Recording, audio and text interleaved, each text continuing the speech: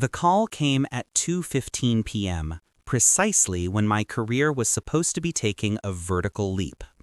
I was pacing the small antechamber next to the boardroom, running through the key points of my presentation one last time. This wasn't just another quarterly review. This was the pitch for the Henderson project, a deal that would single-handedly justify my salary for the next 5 years and put me on the fast track to a partnership. My phone buzzed, an unknown number. I almost ignored it, but a knot of anxiety, the kind that only a spouse can instill, made me swipe to answer.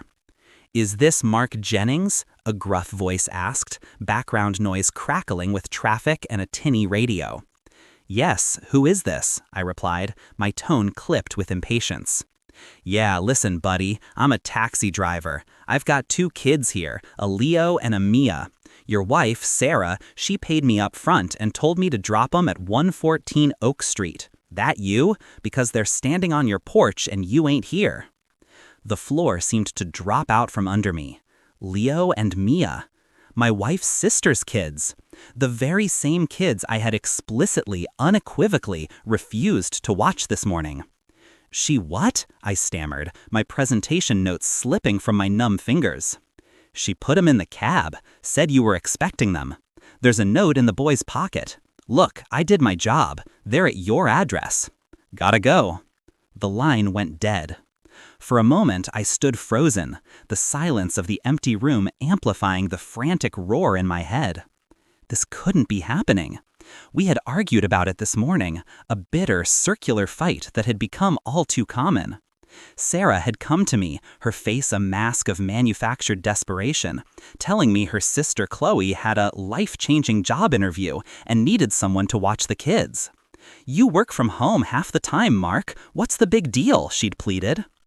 "The big deal, Sarah," I had said, my voice tight with stress, "is that today is the Henderson pitch. I have to be at the office. This is the biggest presentation of my life. I've told you this for weeks." "It's always about your job, isn't it? My family, my sister's future, that means nothing?" The accusation in her voice was a familiar weapon, one she wielded with surgical precision.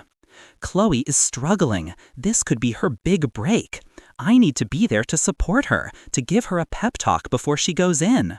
You're being incredibly selfish." "Selfish? I'm trying to build a future for us. This isn't just my job, it's our life.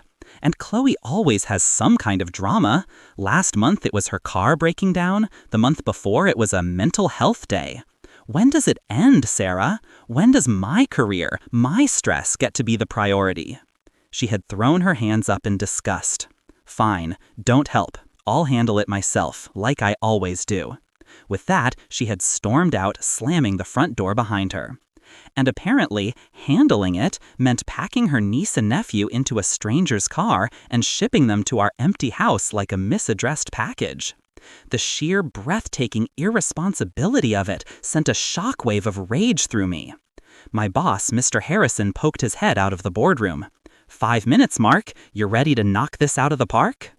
I looked at him, my mind a chaotic mess. "Sir, there's an emergency, a family emergency. I have to go." The disappointment that clouded his face was worse than any reprimand. "Mark, you can't be serious. The Hendersons are here." "I am so sorry. I wouldn't leave if it wasn't critical. I have to go." I didn't wait for a reply. I grabbed my briefcase, sprinted to my car, and broke every speed limit on the 20-minute drive home, my fury mounting with every passing mile. Just as the taxi driver had said, they were there. Leo, who was 8, stood ramrod straight on the top step, his little hand clutching the shoulder of his 6-year-old sister, Mia. She was crying silently, tears tracing clean paths through the grime on her cheeks. They looked so small, so utterly abandoned. My rage, hot as it was, instantly became diluted with a deep, aching pity. I rushed to them. "Leo, Mia, are you okay?" Leo looked up at me, his bottom lip trembling. "Aunt Sarah said you'd be here. She gave the man money. She said to give you this." He held out a crumpled piece of notebook paper. I took it and read Sarah's familiar looping script.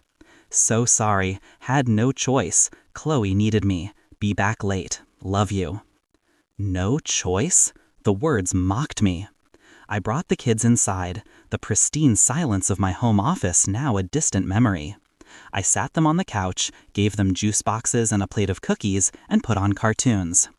They were shell-shocked, but calmed down quickly, their resilience a stark contrast to the chaos churning inside me. I tried calling Sarah. Straight to voicemail. I called Chloe. Straight to voicemail. A cold dread began to seep into my bones. I spent the next hour trying to salvage my career via email, apologizing profusely to my boss and the Henderson team, promising to reschedule, knowing full well that the opportunity was likely gone forever. Mr. Harrison's reply was curt. We'll discuss your future at the company tomorrow. Hours crawled by. The kids, having recovered from their ordeal, were now a whirlwind of energy, demanding snacks, asking a million questions, and leaving a trail of toys and crumbs in their wake. I felt like a stranger in my own home, a zookeeper in a cage I hadn't built. The anger returned, colder and harder this time. What kind of mother, what kind of aunt does this? What kind of wife torpedoes her husband's career with such casual disregard? By 7 p.m., with no word from Sarah or Chloe, my worry had curdled into a dark suspicion. This wasn't right. Even for them, this level of radio silence was unprecedented. I started calling hospitals, then the non-emergency police line, my heart pounding with a mixture of fear for her safety and fury at her actions. My phone was about to die.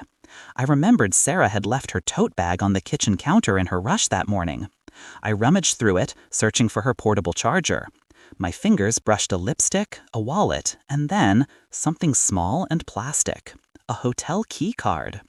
It wasn't from a chain I recognized, but a swanky boutique place downtown called the Gilded Lily. Tucked into the same side pocket was a folded receipt. My blood ran cold as I unfolded it. It was from the spa at that very hotel. A booking for a 90-minute couples deep tissue massage for 3 p.m. today. My name wasn't on the receipt. The booking was for Sarah Jennings and Alex Peterson. Alex, her work husband. The guy from marketing she'd been texting constantly for the past 2 months. The one she swore was just a friend who got the pressures of her job. The late nights at the office, the weekend work retreats, it all clicked into place with a sickening, gut-wrenching finality.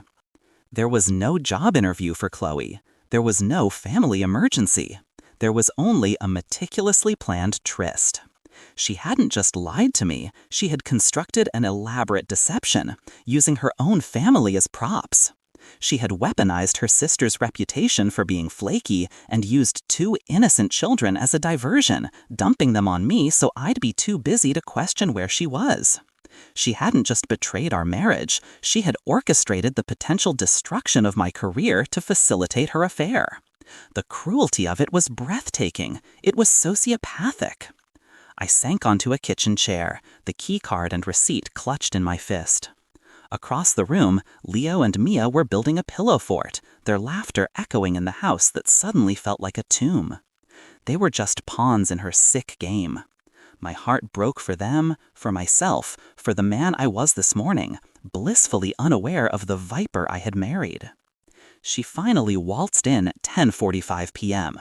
She had the audacity to look tired and stressed, a well-rehearsed performance already underway. "Mark, oh my God, what a day," she began, dropping her keys. "Chloe's interview was a complete bust. She had a total meltdown, my phone died, I am so sorry about everything." I didn't say a word. I just stood up from the kitchen table and walked toward her. I held out my hand, palm up, and dropped the hotel key card and the spa receipt onto the counter between us. Her performance shattered. The color drained from her face, leaving behind a waxy, horrified pallor. Her eyes darted from the evidence to my face, searching for an escape route that didn't exist. It's not what you think," she stammered, the words hollow and pathetic. "Save it, Sarah," I said, my voice dangerously quiet. "Just save it. An affair is one thing. People make mistakes. But this is monstrous. You used those kids. You put them in a taxi with a stranger. You sabotaged my career, a career that pays for this house, for your car, for everything. All so you could get a massage with your lover? What kind of person does that? Her desperation turned to defiance. You were never here. You were always working. Alex listens to me. He sees me. Did he see you put your niece and nephew in a cab this morning? I shot back, my voice rising. Was he impressed by that move? As if on cue, my phone rang. It was Chloe. I put it on speaker. Mark, I am so sorry. I just got your voicemails. My phone was on silent. I've had a wicked stomach flu all day. What's going on? Sarah called me this morning with some bizarre story about needing an alibi for a few hours, something about a surprise for you. I had no idea she was going to involve the kids. There was no job interview, Mark. I haven't left my apartment.